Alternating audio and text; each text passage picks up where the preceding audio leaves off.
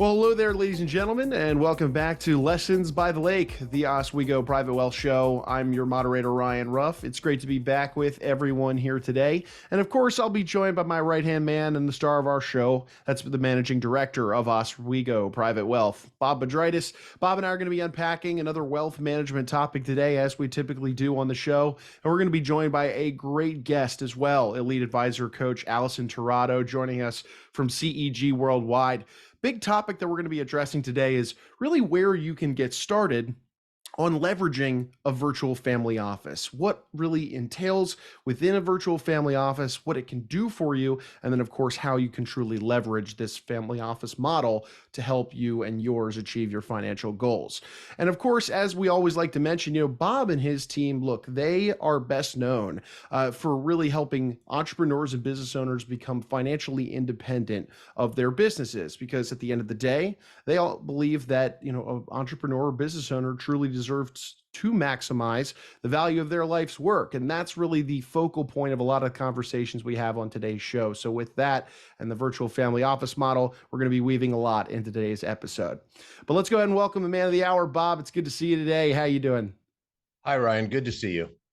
Good to see you as well. Hey, we've got a great guest in Allison Tirado stopping by the show, a good friend of the program. And we're going to be unpacking a lot around this virtual family office model. But I'd love to hear it from you, Bob. Why is it that you wanted to bring Allison on in the first place today? Well, Allison and I have had a terrific relationship for quite a few years now. And she is, as you had mentioned, she's an elite advisor coach with CEG Worldwide. She does executive and leadership coaching, and she really knows the financial services industry and has been instrumental in helping me develop the systems that we use at Oswego Private Wealth. And I just love Allison. I love how succinct and how profoundly she gets to kind of the bottom of what the high net worth individual, what that business owner really needs to do to make sure that they're taking care of the people they love, the causes they care about, and making a difference in the world. No, I love that. I love that. So with that, Bob and Allison, let's go ahead and welcome you onto the show. Allison, thanks for joining us on Lessons by the Lake. Thank you, Ryan. And hello, Bob. It's wonderful to see you again. Thank you, Allison. And, Allison, we've got a lot to unpack. I mean, there's a lot of information when we dive into the topic that is a virtual family office model. Bob, I'll let you kind of maybe lead off here. Where do we want to start today? Because there's a lot to get to. Well, let's get started at the beginning. Let's do some definitions. Allison, what in the world is a virtual family office? Yeah. So I'd love to give the bigger context for what it is, because if you start to get into the nuts and bolts, it's like, what are we talking about here? So the CEG, the company that I work with, they do a ton of research, and they do research on the affluent and people who work with the affluent. So one of the studies that CEG has done is they've done research on family offices. Now, if you think about a family office, a single family office, this is for people who have usually around 500 million in investable assets. The low end's like 250, but 500 is kind of an average place to start. And so with a family office, they have a multi-million-dollar payroll. They have multiple professionals working for it. This family has many different moving parts. So you don't just set up a single family office without knowing the family, right? So the very first step, and the reason I'm telling you about this single family office is because you can take the best practices from this single family office and you can bring it down to people who really need it, who have we say like no less than $1 million, but really like the sweet spot in investable assets. Usually the people who really, really can utilize this family office have starting at about 5 million, I would say up to about 100 million, and give or take. And so you can take these best practices from the single family office and you can bring it down to people who are underserved and but still have enough wealth where they do have very complex situations. So in these big family offices, multi-million-dollar payroll, they do something called a deep discovery. This is when they get the whole family involved and they ask questions around, and they're literally sitting down across at a table with people asking them questions. What are your goals? What do you want to achieve with your wealth? What are the causes that you care about? Where do you want to make a difference in the world? What are the causes you don't care about? You don't want anything to touch. What does your family look like? Who are the people? Is it a blended family? Do you have grandchildren? Do you have other parts of the family that you really care about that are more extended? Who are the professionals that you're already working with that you really like to work with? So also, what are their values? What's most important to them about money? So you're asking this family everything so you can make this family office run. So when you have that and you take that best practice, and Bob, this is what you do so fabulously, is you bring that to people who have between about 5, all the way up to 100 million in investable assets. And a lot of times business owners can really, really utilize this. It's great for business owners because they usually have a more complex situation. And, when I say complex situation, that can be everything from, we have rental properties here. We have we have multiple homes, we have toys of these kind, we have an extended family. So it's just looking at the whole big financial picture. So that is a virtual family office. It's when a real wealth manager puts that family in the center between 5 and 100 million in investable assets, gets to know them super well so they can find the best solutions for that family. And it is not about products and services. It's about finding the best solutions, best financial solutions. So that is my summary of what a virtual family office is. Well, that's a great definition, and that's really great because it really is about the deep discovery, because every family is different, and there are other complexities with family members, particularly for business owners. You have children in the business and excited to continue in the business. You have children who have taken a different path in life. And then, God forbid, you have children in the business who don't actually do anything. And then there's conflict there. So I think if there's one thing that sets our practice aside, is that we truly understand that this is about so much more than money. It's not about the X's and O's and whoever dies with the most money wins, because there just are things that people want to do to fulfill their purpose in life. Sounds a little trite sometimes, talk about purpose in life, but people have a purpose. People have a reason for being, and they do have things they want to accomplish. I'm sorry, I cut you off. What were you about to say? No, and I love that, Bob. And we've actually done research that shows that families who have wealth want their financial advisor to help them lead more fulfilling lives. So it's amazing. So wealth managers, it's more than just their knowledge and their strategic insight on how to do the best, in terms of mitigating taxes, maximizing cash flow, all of those things. It's about really being, I hesitate to use this word because it has a lot associated with it, but it's almost like being a really good therapist, just having that person to talk to. I mean, I have had more advisors that I work with we have a very specific discovery, Bob, that you use as well. And it's like, people will turn to their spouse and go, I had no idea. Or they're like, wow, I have never thought of that before. And I am so glad you asked me that question, because I would have wasted my time doing X, Y, and Z, but now I understand what my values are because you have a way of asking me those questions. So to have someone actually care about more than the dollars and cents it's invaluable. Yeah, our process, we call it the blueprint process. It's a 5-step process to shepherd somebody through the virtual family office.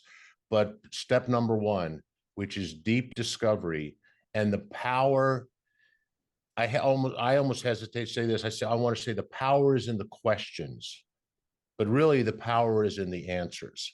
But what happens when we sit down, and our first meeting is generally about 90 minutes. It could be a little bit longer if the client's particularly reflective and really wants to go down different paths.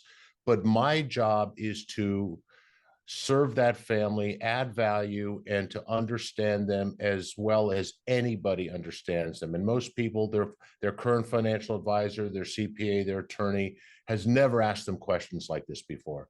And I really want them to think about and reflect on what it is they want to accomplish. As you said, their values, their goals. Take a look at their other advisors.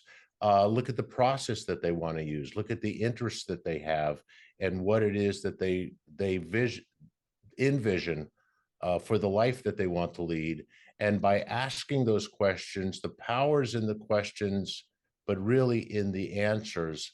As people think about things that in their busy lives, they don't sit down and think about these things, but we get it down, and we get it down on paper. We record it, we put it into this beautiful mind map and show it to them on very, very large paper.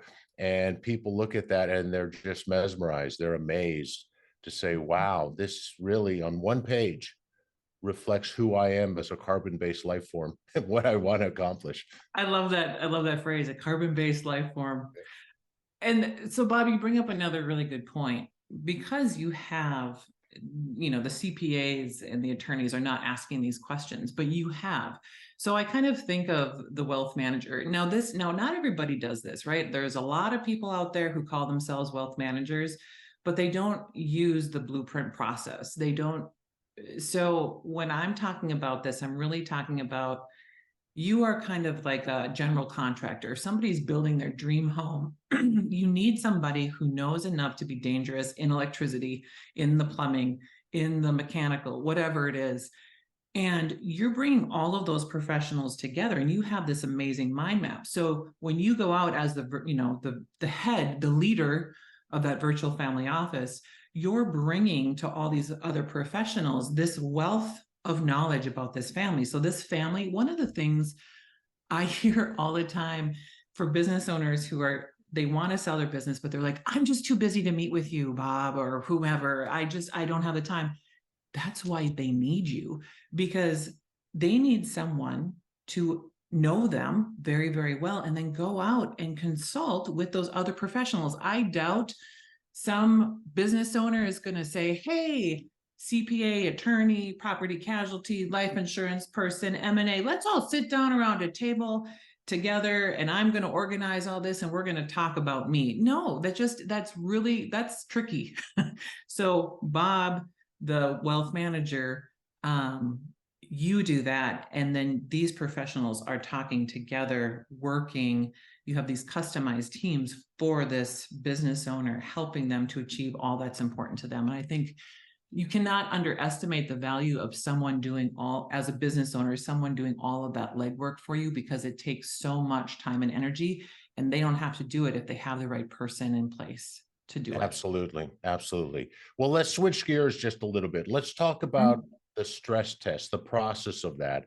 And can we start out by talking about what these single family offices, those with 500 million or more, what is a stress test in that world, and how does that work? Yeah.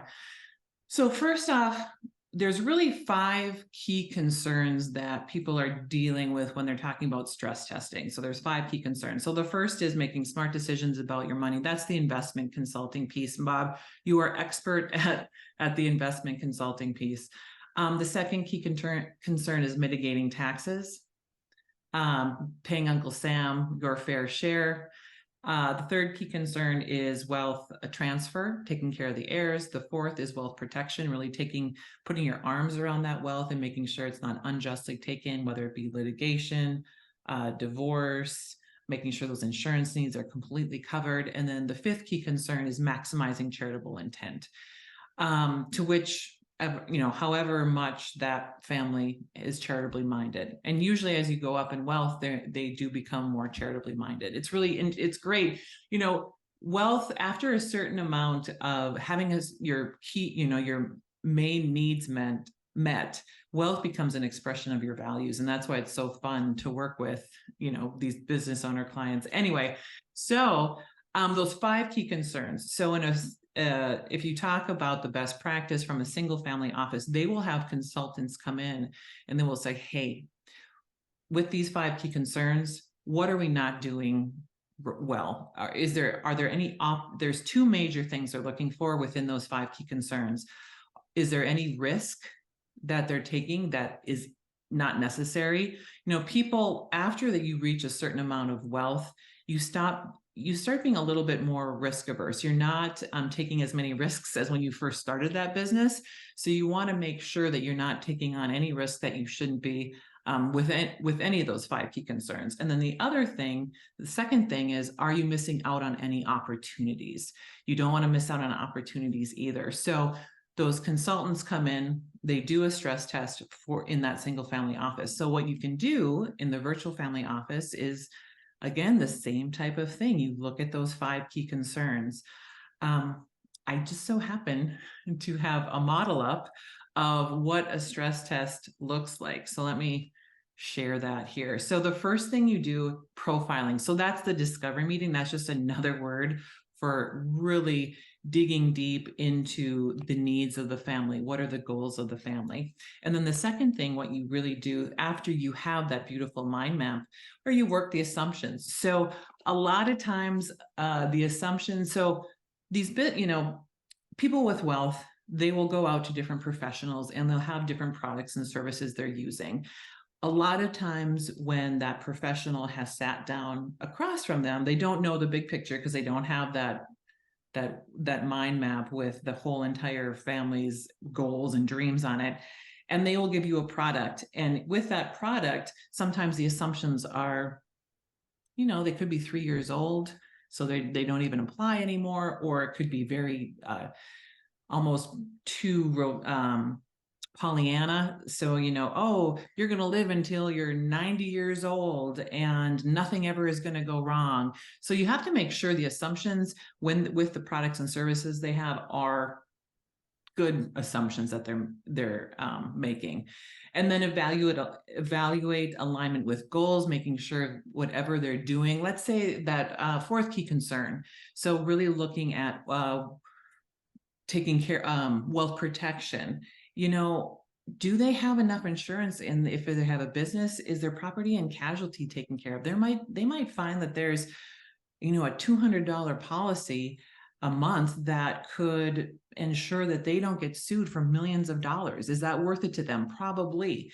So you're making sure that all of their everything that they're doing is in alignment with what their goals are. And then you calculate the cost structure. So then really at the bottom here, what you do is you address alternative services and products only if necessary, and then you recommend course of action. And here's what's key again. We are not talking about pitching products and services. No, the family is in the middle, and how do these products and services, how does everything work together? What is the best overall solution for that family? And that's where the beauty of working with a wealth manager who is strategic, who's working with other professionals. They can mix and match things that's specific for those families, so they're not missing out on opportunities and taking on too much risk. No, that's exactly well said, Allison. That's exactly right. And it's not just products and services, but it's also people. It's like, where do we bring in the right advisors, the right counselors to help make this happen?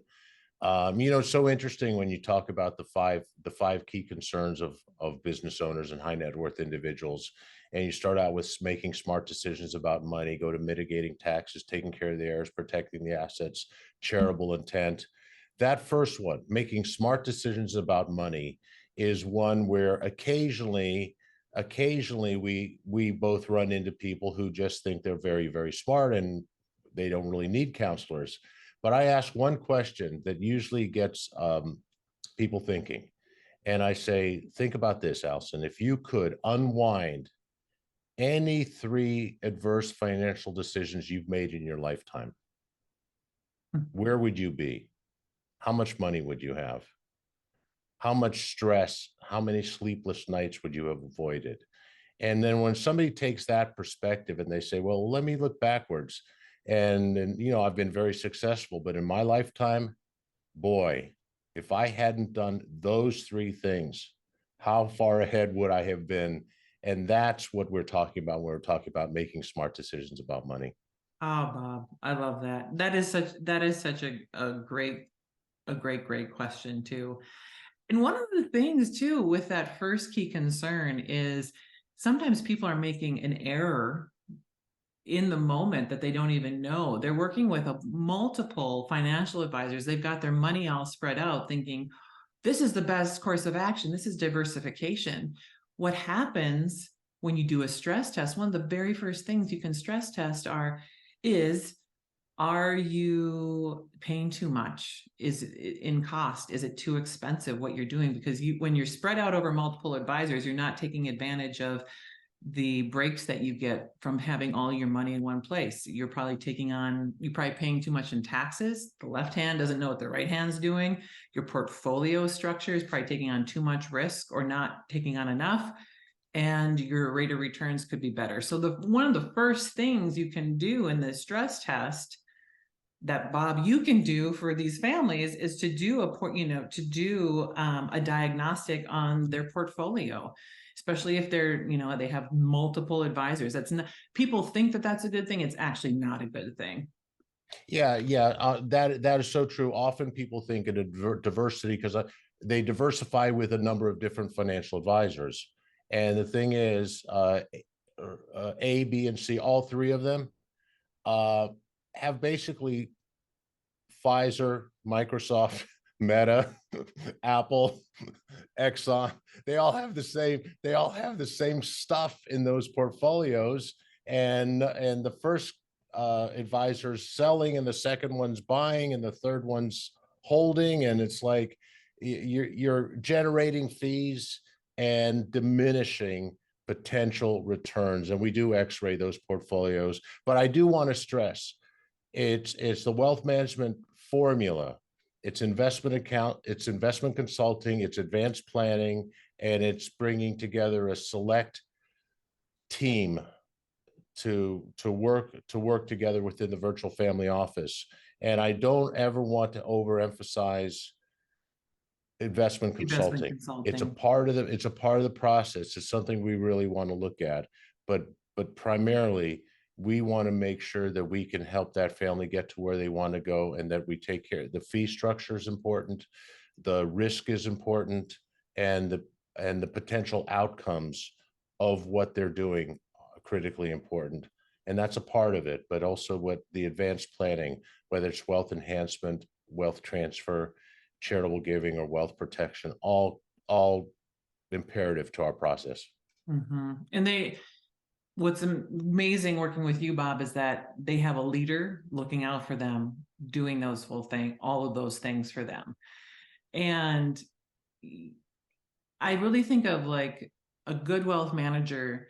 A good wealth manager defends their clients. Like they absolutely, they try to see things in the future that person couldn't see. They do anything possible to help this family. It's not just meeting their needs, doing what they say. No, it's like, if I were you, if I was in your situation, this is what I would do based on what you care about. So I think that leadership and that relationship management part is invaluable when working with a wealth manager. Well, based on steal a little something you said earlier, kind of in a different context.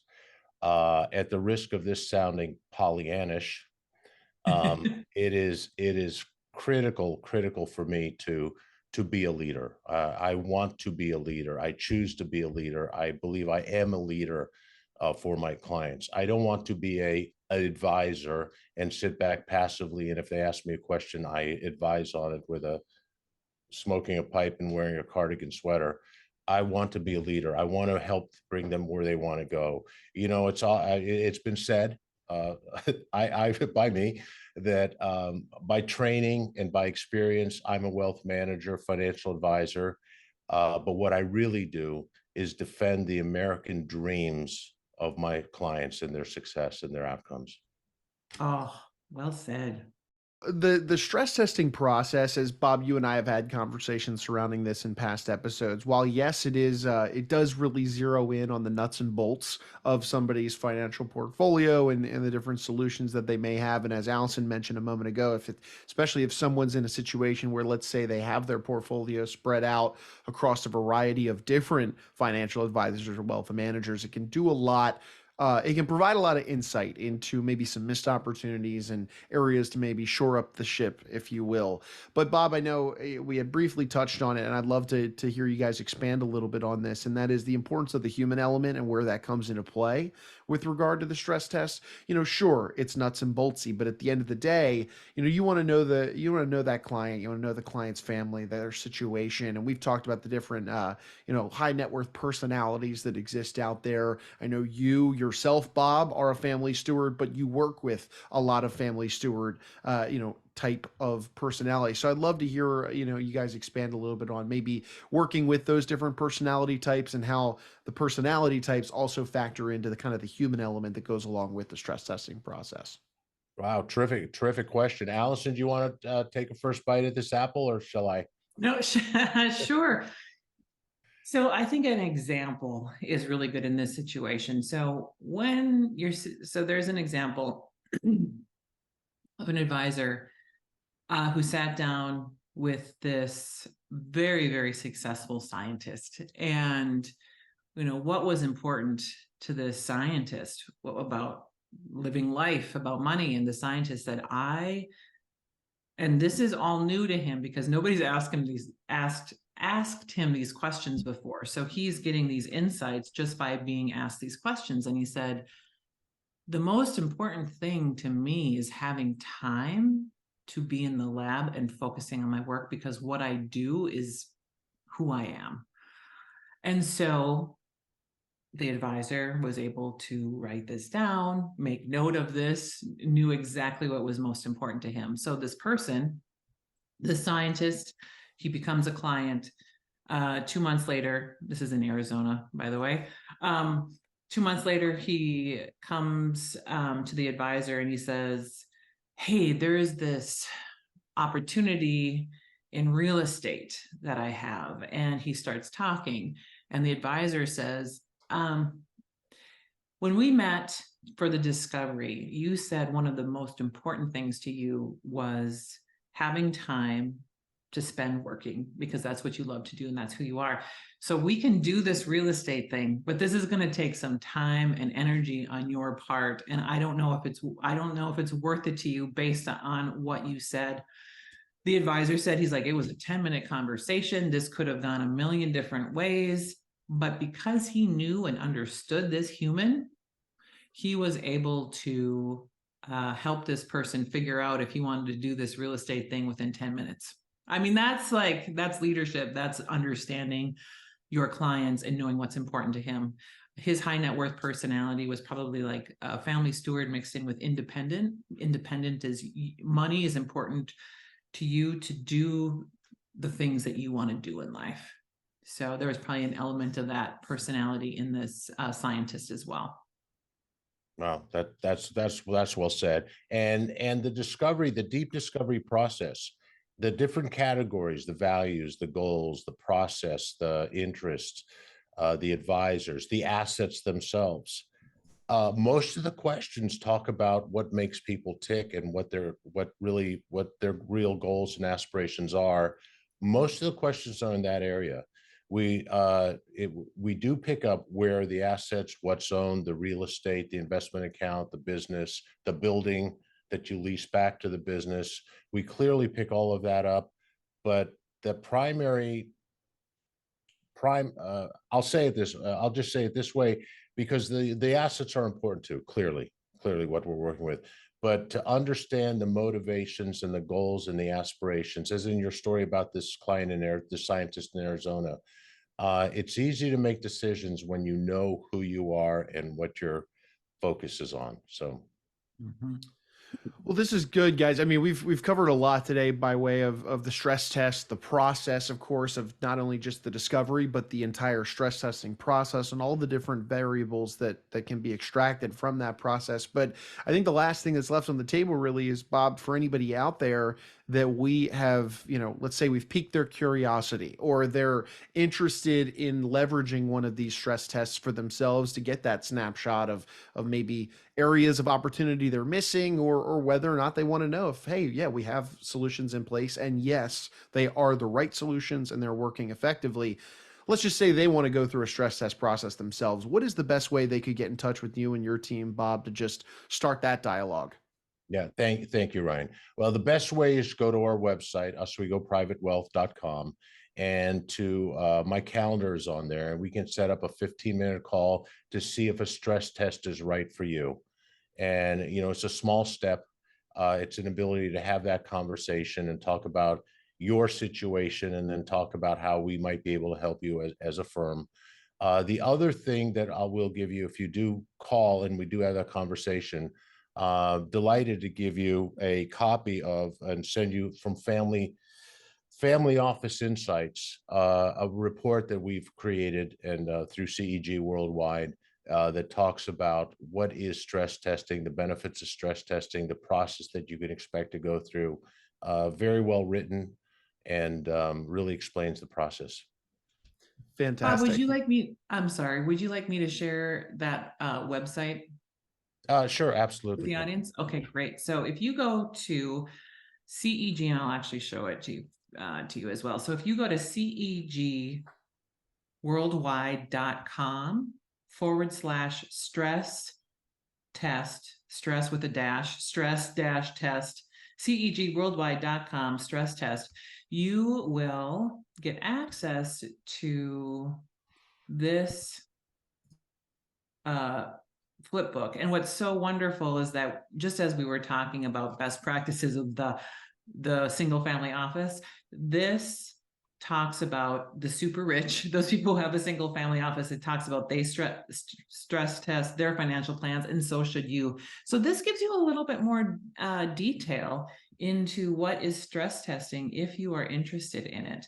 But I think what Bob mentioned, the quickest and easiest way, set up a 15-minute call. It is like one of those things, 0.0 risk, and can completely transform your life. So set up that 15-minute call, and then CEGworldwide.com/stress test to find out more about it. Awesome. Well, thank you, Allison. And Allison, we really appreciate you carving some time out of your busy schedule to jump on board with us and unpack this idea of a stress test with us today. So thank you again for your time. And hopefully we'll have you back on down the road for maybe another conversation. Absolutely. Thank you so much, Ryan and Bob. Okay, thank you, Allison, and thank you, Ryan, as well. Of course, guys. And hey, look, folks, we want to take one final moment, as we always do, before we close out today. And thank you all for stopping by and spending some time with us on the show. If you did take something away from today's discussion surrounding a stress test and leveraging this idea of a virtual family office, well, make sure you subscribe to the show then on whichever platform you checked us out on today. That way you never miss out on a future conversation where Bob, myself, maybe one of our esteemed guests like Allison, just dive into these different wealth management topics and these conversations that they're routinely having with their clients at Oswego Private Wealth. So for Bob, I'm Ryan. We're going to go ahead and say so long today, but we appreciate you stopping by and being with us on Lessons by the Lake.